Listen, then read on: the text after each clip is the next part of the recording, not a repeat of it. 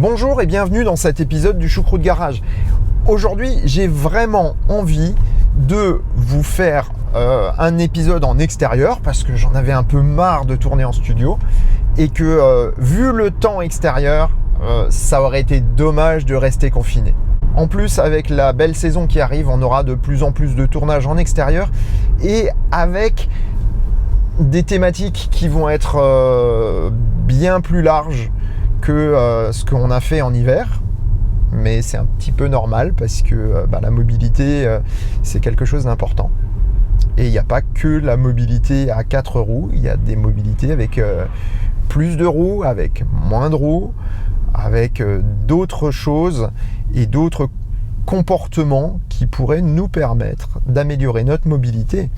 Alors pour des raisons écologiques, mais également on va pouvoir augmenter notre confort et notre agrément. Et ça, je vais vous le démontrer dans les prochaines vidéos.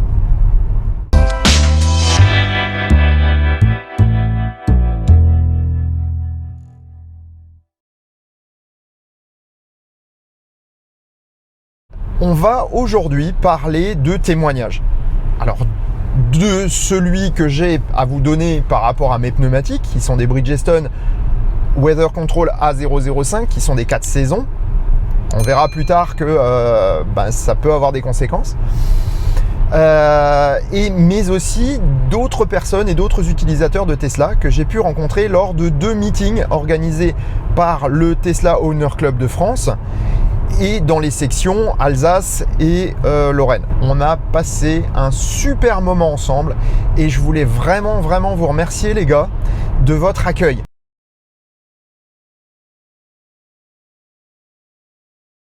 On va maintenant parler de ces fameux pneumatiques 4 saisons.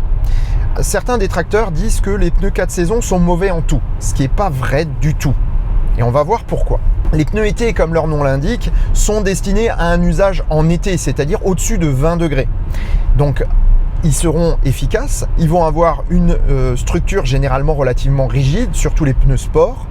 Ils vont avoir des gommes qui sont plus dures pour résister à l'usure. Et ils vont avoir des pavés qui seront plus gros pour augmenter la surface d'adhérence et un peu moins épais pour augmenter la rigidité. Ce qui fait qu'on va retrouver un pneumatique qui adhère très bien en été, mais dont les performances vont se dégrader très rapidement sous les 20 degrés, au point de devenir inacceptable selon certains en dessous de 7 degrés. Ce qui veut dire qu'en dessous de 7 degrés, même s'il ne neige pas, vos pneus été ne sont plus optimaux pour un usage normal. Alors sachant qu'en roulant votre pneu s'échauffe, on va dire que s'il n'y a vraiment pas de pluie ou de neige et qu'il n'y a pas de très grand froid, eh bien le pneu été peut quand même encore bien fonctionner sous les 7 degrés, mais pas trop. Ensuite, vous avez les pneus hiver. Alors les pneus hiver, eux, ils fonctionnent très bien jusqu'à 7 degrés. Mais en fait, ils sont efficaces au maximum aux alentours des 0 degrés. En revanche, dès qu'on va dépasser ces fameux 7 degrés, eh bien, on va se retrouver avec un pneumatique qui va s'user rapidement, qui va être moins rigide parce que sa carcasse est plus souple pour augmenter l'adhérence. Parce que plus la carcasse est souple, plus l'adhérence sera bonne. Par contre, le décrochement en cas de perte d'adhérence sera plus violent. Les pneumatiques ont des pavés plus hauts, donc pour permettre de mieux évacuer pluie et neige. Ils ont souvent même des lamelles qui les rendent bruyants et la gomme est plus tendre. Donc ce qui veut dire qu'au final, lorsque vous avez des pneumatiques donc du type pneu hiver, on va avoir typiquement un usage sous les 7 degrés. Donc ça veut dire typiquement de novembre à mars, ils ont un bon usage, le reste du temps, il vaut mieux passer en pneu été. Contrairement à ce qu'on pourrait penser, eh bien un pneu hiver en été, lorsqu'il fait chaud, il va aussi perdre de l'adhérence. Donc, finalement, le pneu été, il fonctionne bien en été, moyennement à l'intersaison et très mal en hiver. Le pneu hiver va fonctionner relativement bien en hiver, mais assez mal à l'intersaison et vraiment très mal en été. reste le pneu 4 saisons qui lui est un compromis. La gomme, par exemple, est une gomme qui va être intermédiaire en termes de dureté entre la gomme hiver et la gomme été. La carcasse, c'est pareil, vous aurez quelque chose de plus rigide qu'un pneu hiver, mais de moins rigide par exemple qu'un pneu sport. On verra en quoi ça a des conséquences. Et dernière chose, les sculptures du pneu 4 saisons sont typiquement quasiment celles du pneu hiver, ce qu'on appelle un pneu hiver un peu polyvalent. Parce que dans le domaine du pneu hiver, il y a également différentes gradations. Vous imaginez bien qu'on ne vend pas le même pneu hiver en Norvège ou au Canada que dans le sud de l'Allemagne ou dans le nord de la France, puisque les conditions ne sont pas du tout les mêmes. Donc nos pneus hiver à nous sont considérés comme des pneus intersaison dans les pays nordiques. Ce qui veut dire qu'aujourd'hui, un pneu 4 saisons va être optimal à l'intersaison, c'est-à-dire au moment où vous aurez beaucoup de pluie et où les températures ne seront ni trop élevées ni trop basses. Ce qui veut dire qu'un pneu 4 saisons est typiquement très bon au printemps et en automne. Ce qui veut dire aussi qu'il est 2 fois plus efficace dans l'année qu'un pneu hiver ou qu'un pneu été. Donc finalement, quand on dit qu'un pneu 4 saisons est mauvais partout, c'est totalement faux. Revenons maintenant à mes pneumatiques Bridgestone Weather Control et à leur fonctionnement. Parce que tout ce que je viens de vous expliquer va forcément avoir des conséquences. Et les conséquences sur un pneu 4 saisons, c'est qu'il va faire plus de bruit. C'est très clair. Là, en fait, moi, je l'ai vraiment ressenti. Vous avez un bruit de roulement qui est plus important qu'un pneu été neuf. Je précise bien qu'un pneu été neuf parce que, par exemple, un pneu été avec une carcasse dont la rigidité est mal adaptée va s'user en escalier et va devenir extrêmement bruyant très rapidement. C'est ce qui m'était arrivé avec les Michelin Premacy 3. De la même manière, étant donné que la carcasse est un peu moins rigide qu'un pneu sport ou même qu'un pneu route été, eh bien, il va être un tout petit peu moins précis. Mais c'est vraiment très très peu. En conduite normale, vous n'aurez strictement aucune différence. C'est vraiment quand vous attaquez un peu dans l'école que vous allez vous rendre compte qu'il y a des différences. Troisième point, c'est que vous allez vous rendre compte que quand il y a des gros orages ou des grosses pluies, l'aquaplaning est largement repoussé. Et en été, en fait, quand il y aura des orages, vous aurez un fort refroidissement du pneu en roulant dans la pluie. Et en fait, vous aurez moins de dégradation de ses performances qu'un pneu été. Voilà. Mais par contre, du fait de la carcasse, des gros pavés, de la gomme, eh bien, lorsqu'on va pousser au maximum la voiture et qu'on va avoir une conduite un peu plus agressive, eh bien, le pneu 4 saisons va vous le signaler. Vous allez l'entendre. Alors, en effet, lorsque vous allez conduire de manière plus agressive en été, donc par 20 degrés, lorsque vous allez prendre des virages sur les petites routes de campagne, par exemple, vous allez entendre le bruit du pneu qui va s'intensifier. Alors, pas au point de crisser, à moins d'y aller très fort, mais vous allez l'entendre s'intensifier et vous aurez l'impression que la gomme souffre. Donc, finalement, sur une voiture lourde comme la Tesla, on peut comprendre pourquoi Tesla déconseille les pneumatiques 4 saisons, parce que ça fait un peu plus de bruit et également parce que la voiture étant très lourde, les pneumatiques vont s'échauffer plus, donc en plein été, il y a des chances que ça pose plus de problèmes. Alors, j'ai pas encore vécu de période d'été, mais je vous propose quand même de faire un bilan de cette période d'hiver où j'ai fait environ 8000 km. Donc les pneus ont 8000 km, ce qui est le moment de les permuter. Et pour les permuter, généralement, je fais ça tranquillou à la maison. Là, j'ai décidé de le faire lors du swap organisé par le club Tesla France en Alsace avec Fabien Sturny à Souffelweyersheim. Et voilà donc ce que donne le résultat de mes pneumatiques.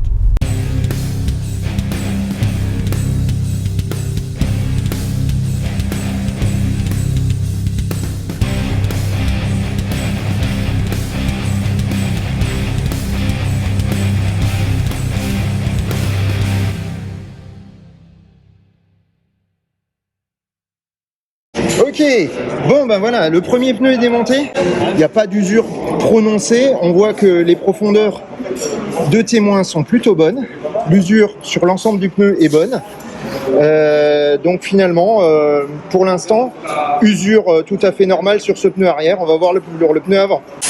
Alors le pneu avant, pareil, nickel chrome, donc avec 8000 km, moi je valide. Pour l'instant, je valide vraiment, aussi bien agrément de conduite que le reste. Hein. Alors, en fait, les pneus, vous avez vu, ils sont nickel, avec une usure normale, malgré les impressions que j'ai eues que les pneus souffraient un peu. On verra de toute façon à la fin de l'été, lorsqu'on refera le même swap au mois de novembre, je prendrai les profondeurs de gorge pour avoir une moyenne sur l'année. Dernier point concernant mes Bridgestone, la consommation. Je n'ai noté strictement aucune différence notable de consommation entre les hivers que j'ai passés avec mes pneumatiques été et les pneumatiques 4 saisons. En tout cas, on en reparlera à la fin de l'été quand on fera le bilan 1 an. Parce que là, je pourrais effectivement dire sur une année complète, avec différents types de trajets, ce que ça aura donné. Voilà, donc finalement, le bilan de mes pneumatiques après une intersaison, un hiver et le début maintenant de la nouvelle intersaison, à part qu'ils sont un peu plus bruyants que les pneus été normaux, donc tant qu'ils ne sont pas usés en escalier, finalement, je suis quand même très content de ces pneumatiques. Donc maintenant, je vous propose de retourner au swap alsacien pour les témoignages des propriétaires. Alors là, on est en pleine séance de swap. Raconte-moi un peu ton expérience pneumatique. Première neige cette année, première fois aussi, j'avais pas pu prévoir mes pneus hiver, j'en avais toujours d'avance et là non. Donc du coup, j'ai commencé l'hiver avec 15 cm de neige et mes vieux pneus été, et qui avaient 16 000 bornes. Et je me suis rendu compte quand j'ai changé que c'était leur fin de vie. Donc, 16 000 km. Voilà. Tu roules comme un sagouin. Avec un swap à mi-course. Allez, merci les petits cols et compagnie. Par contre, une tenue de route exceptionnelle sur la neige avec des pneus lisses été. Et c'était vraiment impressionnant. Ok. Et donc du coup, là, on va voir la tête des pneus hiver après. Ce qu'ils ont fait avec ça, 3000 km maintenant. Ok. Merci de ce témoignage, Franck. De rien, c'était à chaud. Donc je vous présente Olivier. Qui est propriétaire de Tesla. Et donc Olivier, peux-tu nous dire ce que tu as comme voiture et quel type de pneus hiver-été et ton avis sur ces pneumatiques? Bonjour, effectivement Olivier, j'ai une Tesla Model 3 Performance de février 2020 et j'ai les pneus d'origine en pneus été qui sont des Michelin Pilote qui sont vraiment de qualité. Me semble-t-il insonorisé, je suis pas un spécialiste non plus, mais des pneus qui effectivement tiennent bien la route, notamment à haute vitesse. J'ai eu le plaisir de l'essayer en Allemagne, c'est rassurant. Et pour l'hiver, je skie, je me déplace dans un hiver normal, pas forcément. Oui, forcément. Mais je monte souvent au Champ du Feu en fait. Et pour ça, il me faut des pneus neige qui vraiment me permettent de tracter sur la neige, malgré les 4 roues motrices. Et là, j'ai opté pour du Nokian, qui me semble être un bon compromis en termes de prix d'une part, de tenue sur la neige et de bruit. Et je dirais que je suis satisfait de ces pneus. Je les ai testés sur la neige en montant plusieurs fois au Champ du Feu et ça tient bien, ça tient vraiment très bien. Tu as fait à peu près combien de kilomètres avec tes pneus hiver et avec tes pneus été là? Alors j'ai environ fait 4000 km avec mes pneus hiver. D'accord. Donc 15 000 avec mes pneus été. Ouais, parce que je les ai vus tout à l'heure, on les a remontés sur ta voiture et effectivement en termes d'usure, je pense qu'ils sont même pas à mi-vie, tes pneus été, et les pneus hiver sont comme neufs. Ouais. Donc je pense qu'en termes de durée de vie, c'est plutôt pas mal pourtant sur une Model 3 Performance. Ouais. Donc tu es quelqu'un qui roule gentiment. Mais en fait, vous l'avez peut-être vu, l'été j'ai les jantes Performance en 20 pouces et l'hiver je me suis fait plaisir en mettant du 18 pouces, c'est-à-dire en ayant de la gomme, en ayant de l'air, en ayant des pantoufles pour l'hiver. Du confort. Exactement, du confort, du moelleux, Je roule moins vite en hiver, j'essaie de rouler sécurisé, j'ai une fille, et de redescendre d'une pointure, effectivement, permet de gagner en confort, c'est agréable. Je roule moins fort, moins vite l'hiver, effectivement. Ok. Merci Olivier Merci beaucoup. pour ton témoignage. Bonjour Gilles. Salut Didier. Alors merci de nous avoir d'avoir accepté de faire notre petite interview. Et j'aurais aimé savoir, en fait, raconte-nous un peu ton histoire. Donc quelle est ta voiture, les pneumatiques, qu'est-ce que tu as comme pneumatique été, qu'est-ce que tu as comme pneumatique hiver, depuis combien de temps tu les as, et surtout ton avis sur les pneus que tu utilises. Alors moi déjà c'est le modèle 3 Performance de 2019, donc c'est encore l'ancienne, ancienne si on peut dire. Comme celle d'Olivier tout à l'heure. Voilà, oui, exact, ouais, c'est ça. Et du coup les pneus été, c'est la première monte, les Michelin Pilote Sport 4S. D'accord, t'as combien de kilomètres dessus? J'ai fait 24 200 avec cela. Et en termes d'usure Je pense encore 2-3 000 et les arrières, tout du moins, je les avais pas permutés du tout. Donc, d'accord. Les arrières seront finis d'ici 2-3 000. Et plutôt pour une question d'usure ou plutôt pour une question de bruit? Qu'ils soient... Ils sont pas bruyants, ils sont juste usés. Oui, ils sont usés. Ouais. Mais régulièrement ou Tout à fait régulièrement. Ok, d'accord. Ouais. Voilà, je te pose la question parce qu'en fait, moi, j'avais le problème d'une usure irrégulière sur la S, donc c'est pour ça que je posais la question. Non, moi j'ai vu tellement aussi sur les forums qu'il y avait des gens qui l'avaient même sur la modèle 3. J'ai bien pris le temps de regarder et ils sont usés régulièrement. Régulièrement. Ouais. D'accord. Après, pour les pneus hiver, c'est les Nokian Snowproof qui sont excellents. T'as copié sur Olivier, c'est pas possible. Je pense qu'il les achetait au même endroit et en même temps, je pense. Bon allez, on peut le dire, de toute façon, c'est des copains du garage, c'est ACC, Didier Dubicki à Blotzheim. T'oublies pas mon chèque, hein, Didier. Voilà, c'est vrai.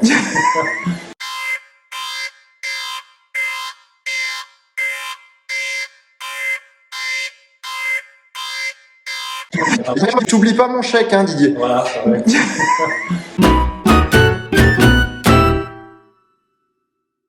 Et du coup, les pneus super, hein, franchement super. Dans la neige, génial.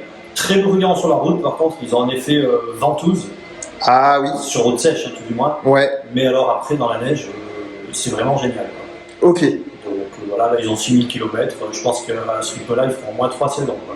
D'accord. Et t'es sur du 18 pouces ou du 19 en pneus hiver et des 20 en pneus été. D'accord. Ouais. Ok, parfait. Et je reprendrai les Michelin Pilote Sport 4S TO. Avec la de mousse à l'intérieur. Ouais, TO et puis surtout T0, ça veut dire c'est que c'est c'est Tesla. Donc c'est des pneus qui ont été approuvés en première monte par Tesla. Voilà. Ouais. Donc le côté pas bruyant est vachement efficace à cause de la bande de mousse. Hein. J'aimerais bien le voir une fois sur la S. On va peut-être en reparler un de ces jours. Ouais. Merci Gilles. Mais de rien.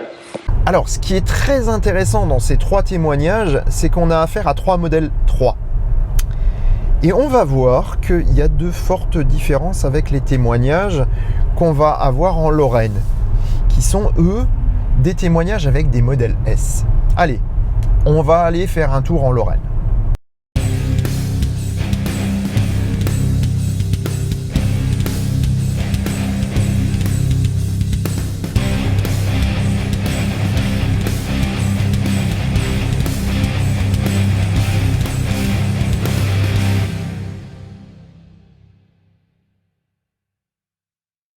Donc je vous présente Jade qui a une Model S. Donc hier on a parlé à 2 personnes qui avaient des Model 3 Performance. Donc Jade s'occupe du groupe du Tesla Owner Club de Lorraine qui nous accueille aujourd'hui. Merci Jade. Merci à toi d'être venu. Et donc, on va parler un petit peu pneumatique avec Jade parce qu'il a fait le même choix que moi sur son ancienne voiture, à savoir du 4 saisons. Et là, il est sur du pneu classique sur sa nouvelle S75D. Donc, du pneu été pour l'instant. Et il pourra vraiment nous donner la différence entre les 2 ressentis de pneus. Donc, Jade, dis-moi. Donc, moi, pour mes pneus, c'est très simple. J'ai pris... la meilleure qualité, le meilleur rapport qualité-prix que j'ai trouvé sur le marché. Et sur mon ancien S85, j'avais pris, je pense, pour 40 000 km et j'ai vendu la voiture avec. Elle est restée encore loin du témoin. Et en termes de bruit, tu avais une différence? entre les pneus été que tu as aujourd'hui et les pneus 4 Oui, saisons? c'était un peu plus bruyant quand même. Ok, Oui, d'accord. c'était un peu plus Donc bruyant. on est tout à fait d'accord, puisque moi je suis sur du 4 saisons et j'ai la même approche. Ouais. Après, est-ce que en termes de conduite, de rigidité de pneumatique, tu as aussi remarqué une différence? C'est-à-dire plus de netteté dans la direction, par exemple, sur celle-ci par rapport à l'autre? Non, honnêtement, non. Ouais, ok. Honnêtement, non. Je n'ai pas eu ce ressenti. Alors je pense que ce ressenti, il est aussi un peu différent, puisque toi tu as ici les suspensions pneumatiques Oui. que tu n'avais pas sur l'ancienne. Voilà. Donc globalement, voilà, tu fais quoi, 40 000 km avec des pneus, 50 000 Oui. et en conduite tout à fait normal. Ok, merci Jade. Et Je m'appelle Anouar. Voilà, Anouar Je suis modérateur du groupe Lorraine, et accessoirement taxi à Nancy. taxi à Nancy, Voilà, et je suis adjoint à Jade. d'accord. Voilà. Et donc Anouar a une Model S, c'est une S100, hein, Une S100. voilà, Et, ouais. S100D avec un intérieur blanc. Intérieur blanc. Et surtout 173 200. 200 km. Voilà. Et donc on vient de voir les pneumatiques hiver de Danoir qui ont 60 000 km. C'est du Nokian. Hein. Des Nokian. Et là, tu as du Pirelli sur les jantes 21 pouces d'origine. Ouais. Petite question quand même, Anouar. En termes de bruit, est-ce que tu ressens une différence? En bruit, alors, il y a trop à dire. Sur les pneus hiver, oui, il y a du bruit. Ouais, bien sûr. Après, ce que je vais dire, peut-être ça va pas plaire aux puristes. Hein. Moi, je mets pas, par exemple, des pneus Tesla. Oui, tu Je mets mets pas pas du pneu T0 ou... Je mets pas avec la mousse insonorisante et compagnie à l'intérieur. D'accord, moi non plus. Par contre, franchement, je ne vois pas beaucoup de différence au niveau du bruit. D'accord, Ouais, donc... Alors par contre, je vais en profiter, du coup, est-ce qu'on peut voir l'intérieur de ta Alors, voiture? elle est sale. Oui, mais c'est pas grave. Mais non, mais à la limite, laisse-moi passer juste un coup d'aspirateur. Viens voir, parce que moi, je suis équipé en aspirateur. Et voilà, moi ce qui m'intéresse, c'est surtout tes sièges en fait. Bon, eh ben on va aller voir l'intérieur de ta voiture qui a 13 200 km. Donc on voit déjà que la carrosserie est très abîmée. Hein. La peinture Tesla, ça tient pas, hein. Vraiment pas. Hein. Bon, franchement, il ne faut pas cacher quand même quelques impacts, mais ça, c'est toutes les voitures. Ça, Ouais, mais jusqu'à présent, mais j'ai pas encore trouvé de peinture qui repousse les impacts. Hein. Donc, mais voilà. Alors, utilisé de manière intensive, voilà ce que donne un intérieur blanc à 173 200 km. Et côté clientèle, Et côté client, ça donne ça. Alors, sachant que les clients, il y en a tous les jours dans cette voiture et que les sièges arrière ont été utilisés d'une manière très, très intensive. Voilà le résultat. Donc, à ceux qui disent que une Tesla, ça tient pas dans le temps, les batteries, ça va lâcher, ça coûte une blinde. Alors, la voiture est chère au départ. Maintenant, dis-moi, t'as fait quoi comme... Et alors là, on s'est même pas préparé d'avance. Hein. Dis-moi, qu'est-ce que tu as fait comme entretien sur cette voiture depuis en 173 200 km? le lave-glace, les pneus. Ouais, ok. Balai d'essuie-glace, j'imagine. Les essuie-glaces, il y a quoi? Il y a juste quand j'ai remplacé mon pare-brise, là, il y a 3 semaines. Donc, elle a 2 ans. Autrement, est-ce que tu as eu des réparations? Est-ce que tu as eu... Alors oui, une maladie quand même sur la S, c'est les phares. Je pense que tu connais ça. Les phares avec les LED, ouais. mais ça a été pris sous garantie? Ça a été pris en garantie la première fois, mais pas la deuxième. Ah, parce que elle a pas 4 ans pour... Ah oui, mais elle avait plus de 80 000 km. Ouais. Ok, d'accord. Ouais, donc voilà. Ça t'a coûté globalement, alors on va dire... Non, je ne l'ai pas encore remplacé, il faut que je le remplace. Sinon, j'ai fait la révision de 80 000. Ouais. J'ai fait la révision de 80 000. C'était pas obligatoire, mais je l'ai faite quand même. Mais c'est une révision juste pour checker en fait. Ils t'ont changé le liquide de frein peut-être? Même pas. Même pas, ils l'ont contrôlé comme ils font d'habitude et ça a suffi. Ah ouais. Par contre, il y a une autre fragilité sur les S, et ça, je pense que Tesla, elle est au courant, c'est les cardans. Oui, c'est connu. C'est connu. C'est connu, mais c'est marrant, c'est que sur les 100. Ouais. Et c'est connu sur les X et les S. Ouais. Et par contre, sur une 75 qui a quasiment la même puissance ou une 85, il n'y a pas de souci. Les cardans, ils ont été pris en charge la première fois et maintenant à nouveau ils claquent et ça se fait pas pris en charge, il faut que je les prenne en charge moi-même. cardan et les feux. Franchement, c'est la maladie en fait de Tesla, mais on les connaît à l'avance. Donc, des Tesla Model S. Model S. Et Model X pour ce qui est des cardans aussi. Juste une question. Avant d'avoir la Tesla, tu exerçais déjà le métier de taxi. Exactement. Tu avais quoi comme voiture avant? J'ai eu deux 508. Deux 508. Ouais. En termes de coût? Ah bah au quotidien, elle me coûte moins cher. Alors, entre l'achat et les 2 ans d'utilisation, globalement, par rapport à une 508 en fait, c'est simple. Le calcul est facile à faire. Déjà, il y a 2 choses qu'il faut prendre en compte. Une voiture thermique normale, souvent, c'est garanti 2 ans, 200 000 km. Ouais. Donc, le crédit, on le fait en conséquence. Ok. Parce que nous, on a un usage intensif. Ok. Moi, je la prends toujours sur 3 ans. Comme ça m'évite, en fait, au bout de 2 ans, si je vois que j'ai des problèmes, hop, je la remplace. Ok. Là, j'ai une garantie de 8 ans kilométrage illimité sur les batteries et moteurs, pas le reste. Ouais. Donc, je me suis permis de la prendre sur 5 ans. D'accord, en termes de financement, ce qui veut dire que ta mensualité par rapport à une 508... Je suis passé de 1015 € à 1450 €. D'accord, donc 400 € de plus. Ouais. Par contre, le gasoil, j'étais à 1100 € à peu près par mois. Ok. Je suis passé à 350 € d'électricité par mois. D'accord. Donc j'ai pas de superchargeur gratuitement. Ok. Ouais. Et autre chose, il n'y a pas d'entretien. L'entretien, voilà. Les plaquettes avec les 508 tous les 4 mois, parce que je fais 10 000 à peu près, entre guillemets, 10 000 par mois. Et bah, tous les 40 000, il fallait que j'ai changé, tous les 4 mois à peu près, il fallait que je change les plaquettes. Ouais, ok. Les plaquettes d'origine. Oui. Les disques, j'en parle même pas. Oui, non, ceux-là, tu les changeras jamais. Les révisions, pareil, tous les 3 mois, je devais aller faire une révision. Ouais. C'était entre 400 et 500 € à peu près. Là, pas du tout, presque. Globalement, alors que la voiture est même pas encore payée, au jour d'aujourd'hui, tu économises, dans ma tête, 700 € par mois. C'est à peu près ça. C'est ce que je dis, en fait, c'est au quotidien. Au quotidien, ça revient moins cher. Ouais, donc finalement, aucun intérêt à prendre du thermique. Bah non. D'accord. Bon, bah écoute. Même pour un professionnel qui fait quand même 100 000 km par an. Ah oui, bah là, mais on voit la voiture. Merci 1000 fois de m'avoir parlé de ta voiture. Vraiment. Avec plaisir, c'est toujours un plaisir de parler d'une Tesla.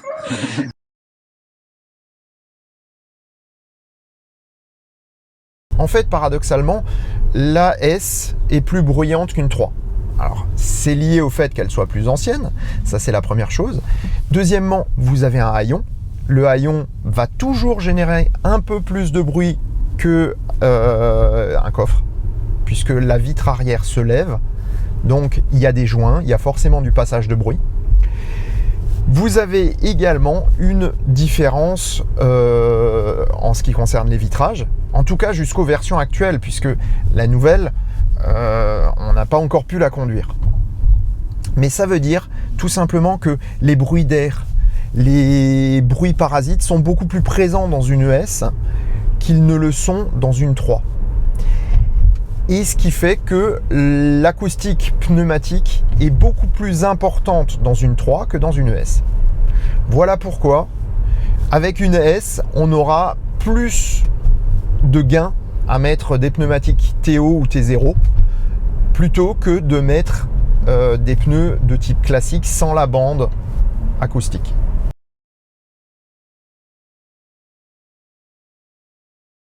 Globalement, ce que je peux dire par rapport aux autres voitures, à l'usage d'une voiture thermique, parce que j'en ai une forte expérience après 15 ans de vente automobile, je peux vous dire que les kilométrages sur les thermiques, c'est en général entre 20 000 km pour les gens qui vont consommer beaucoup de pneus et 60 à 80 000 pour ceux qui seront les plus économes, avec les voitures les plus économes aussi, parce qu'il y a des voitures qui consomment plus ou moins de pneus.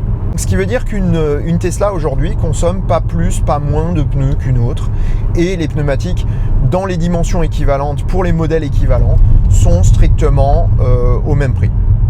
Voilà. Alors, dernier point concernant les témoignages. Vous avez pu noter que sur la miniature de cette vidéo, il y a un modèle X. Et qu'on n'en a pas parlé du tout. Oui, je sais.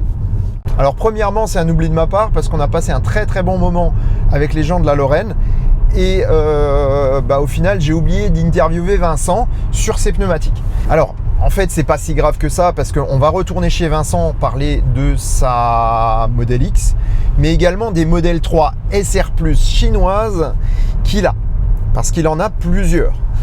Effectivement, il s'en sert dans sa société et on va en parler plus avant parce que c'est très important de compléter le propos automobile avec tout le reste. Et là, on va parler chauffage, énergie et isolation lors de cette vidéo avec Vincent. Et sur ces bonnes paroles, je vous souhaite bonne route et vous donne rendez-vous pour un prochain épisode du Choucroute Garage. Portez-vous bien, ciao!